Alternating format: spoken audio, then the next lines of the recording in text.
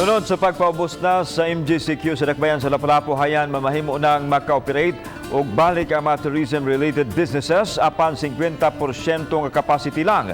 Samtang tugutan na usab sa Dakbayan nga makasulod ang mga langyawng trabahante sama sa mga Chinese nationals. Si Luan Merondina sa report. Sugod karong adlaw, mamahimo nang maka-operate og balik ang mga hotel ug beach resorts sa Dakbayan sa Lapu-Lapu apan kutob lang sa 50% capacity. Tugutan usab ang uban pang mga patigayon nga ubos sa turismo apan subay gihapon sa 50% ang ilang workforce.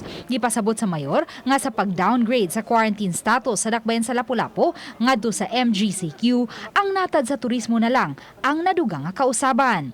Apan magpabilin gihapon ang pagpatuman sa number coding sa mga sakyanan, paggamit sa quarantine pass ug pagdili sa mga senior citizen ug sa mga nanagidad og 21 anyos paubos nga makagawas. We will operate,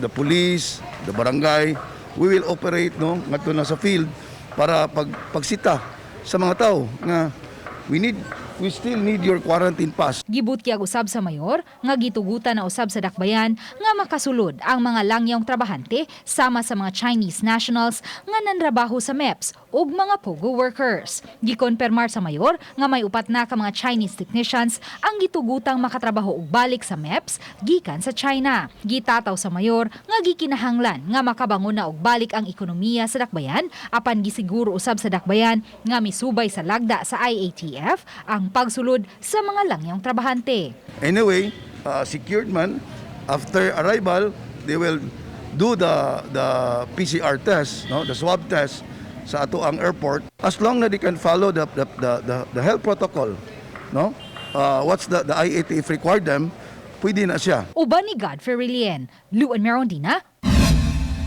Balitang Besdak.